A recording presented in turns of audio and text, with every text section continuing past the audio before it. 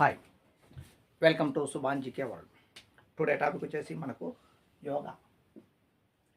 మనకు యోగా శాస్త్రాన్ని పతంజలి మహర్షి రచించాడమ్మా. పతంజలి మహర్షి నోట్ అయితే పతంజలి శాస్త్రి అయితే సుప్రీంకోర్టుకు రెండో ప్రధాన న్యాయమూర్తి. Don't confuse this point.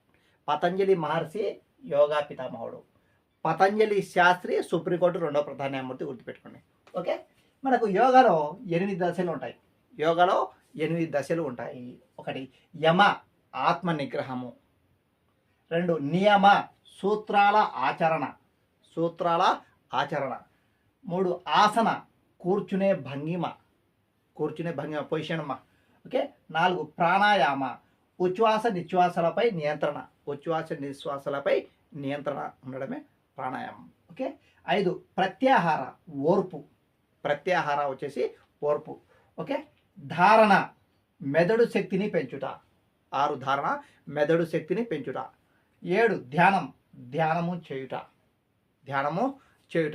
8 సమాధి సంపూర్ణ ధ్యానం చేయుట.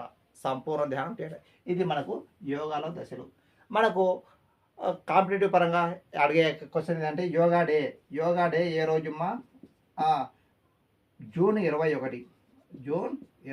చూసుకోండి. యోగా డే వచ్చేసి June 21. Okay, thank you. All the best.